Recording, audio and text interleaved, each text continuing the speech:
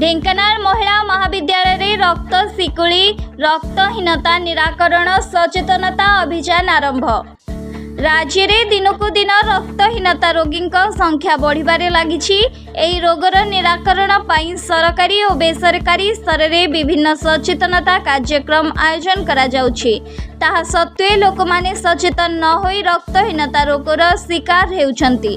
विशेषकर महिला मानक क्षेत्र में अधिक देखा मिलुछि। एही परिप्रेक्षी रे जून 19 तारिख ठारू आसंता जुलाई 3 तारिख पर्यंत ढेंकानाल महिला महाविद्यालय रे एक सचेतनता कार्यक्रम आरंभ होइछि। एही कार्यक्रम रे महिला महाविद्यालय अध्यक्षा शकुंतला जेना, प्राणी विज्ञान अध्यापिका लीना गंडायत, कार्यक्रम परिचालक मनोविज्ञान अध्यापक पंकज बारिक, उद्भिद विज्ञान अध्यापिका डॉक्टर मधुस्मिता नायक और शताधिक युक्त 2 और युक्त 3 छात्री माने जोग देइथिले। विभिन्न समय किभली भावरे एही रोगरे आक्रांत हुअंती और केउ अंचल रे एहा विशेष भावरे रोग होइथाय ता सहित एही रक्तशीलता रोगर निराकरण किपरि करा जाई पारिबो एक प्रोजेक्ट माध्यम रे मनोविज्ञान अध्यापक पंकज बारिक बुझाइथिले। शेषरे छात्री मानक मध्यरे विभिन्न प्रकार प्रतियोगिता कार्यक्रम करा जाइथिला। एही कार्यक्रम को आसंता जुलाई 3 तारिख रे उद्यापन करा जिबार अछि। Bureau report Dhenkanal news. Doctor Shakuntala Jena, principal Dhenkanal Mahila Mahavidyalaya. आज आमे अवेयरनेस प्रोग्राम गोटे चलैचु। एटा होची हमर सेंट्रल गवर्नमेंट रो एवं ओडिशा गवर्नमेंट मध्ये ताको फॉलो अप करूची। एटा हम छात्री मानक पई गोटे सचेतनता कार्यक्रम। एटा केवल छात्री मानक मध्य सीमित नुहे, एटा समाज पई मध्य एटार मूल बिंदु आम स्थापन करछु।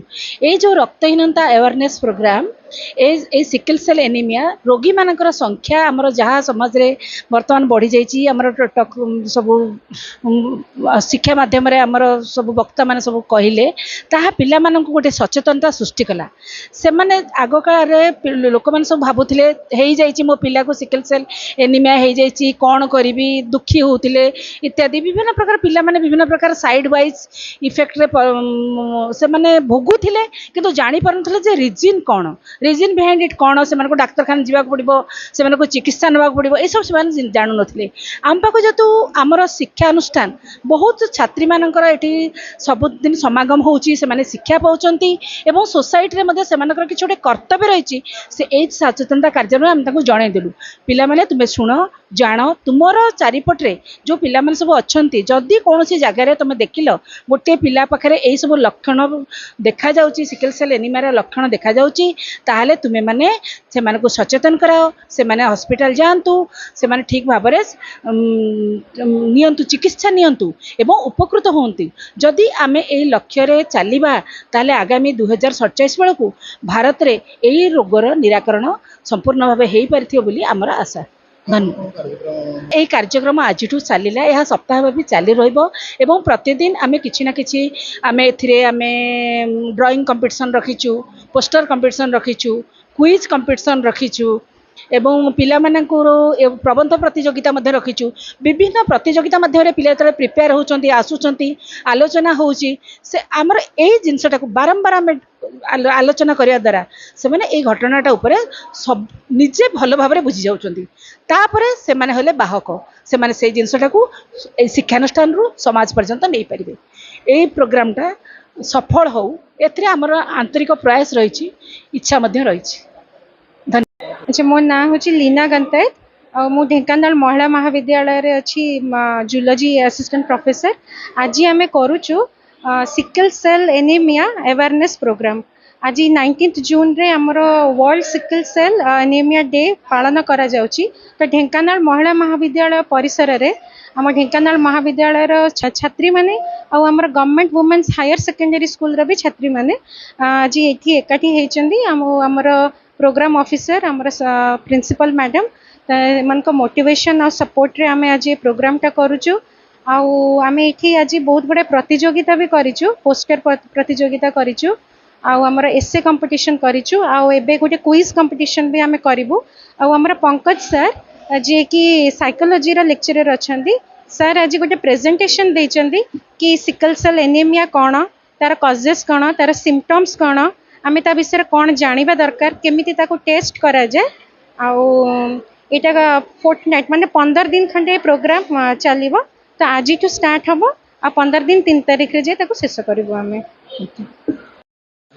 मैं पंकज बारिक associate coordinator of this program national sickle cell disease control program of government of India and today we have conducted it in our government women's degree college Dhenkanal to create awareness among our students and general public about the severity of this particular disease and how to reduce and control this particular disease from India. हमारा यही program जो national disease control program sickle cell disease control program आज आम चलला 19 तारिख चलला एटा up to जुलाई 3 तारिख पर्यंत चलो आज पर the instruction of government of Odisha department of higher education and government of India tribal development department प्रत्येक दिन आम कार्यक्रम चलो क्लासरूम कार्यक्रम चलो क्लासरूम अच्छी आम आज पोस्टर कंपिटिशन होता essay English essay Odia essay quiz competition and meeting for general public awareness ये सब है एवं 3 तारिख पर्यंत जुलाई 3 तारिख पर्यंत आम कार्यक्रम क्लास रूम लेवल चलबार अच्छी. Hello, I am Dr. Madhusmita Nayak and I am working as the assistant professor in botany in Dhenkanal Mahila Mahavidyalaya. And today is the sickle cell anemia awareness program and we have celebrated already in our auditorium, college auditorium, and this is completely a blood related disorder and hereditary blood related disorders. So we have not only we have to limit within our college, but we should extend this program from the rural, urban and as well as our tribal society so that everybody can concern about this disease and we can eliminate absolutely from globally. And we know 30 million people are affected from this disease globally, so we have to eliminate anyhow we have to eliminate this disorder from globe. Thank you. मो ना हूँ स्वयंश्री बराड़ आज आमर एडे बड़ school college रे auditorium रे विभिन्न प्रकार एसे क्विज कंपटीशन भिन्न भिन्न धरण कंपटीशन चलची मु इथरे क्विज कंपटीशन रे मु पार्टिसिपेट करची मु क्विज रे पार्टिसिपेट करथिबार मु बहुत कृतज्ञ फील करि परची.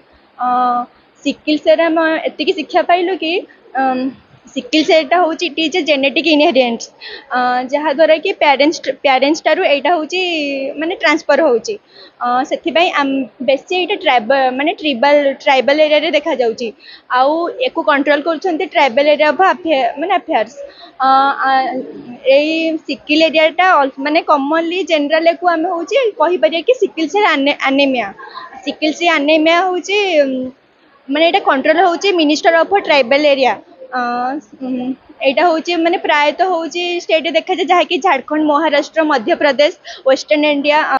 मो विश्वप्रज्ञा षडंगी आज आमर कॉलेज रे गोटे सिकल सेल एनीमिया विषय गोटे आमर प्रोग्राम गोटे अवेयरनेस प्रोग्राम कराला जो कि आमर बहुत किसी कंपटीशंस भी इंक्लूड कराला जोटा कि पोस्टर कंपटीशन है, एसे कंपटीशन है, क्विज कंपटीशन है, ता सहित अवेयरनेस प्रोग्राम भी गोटे है से आम बहुत किसी जिनस विषय जाना पाइलु सिकल सेल कौन से विषय तार लक्षण कौन तार निराकरण केमती करा से विषय बहुत किसी जाना पाइलु.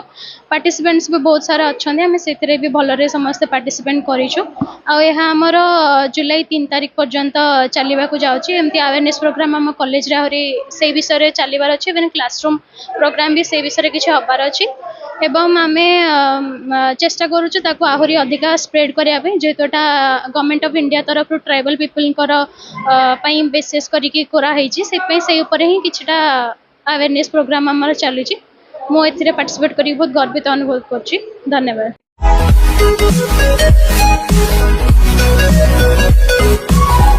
Thank you.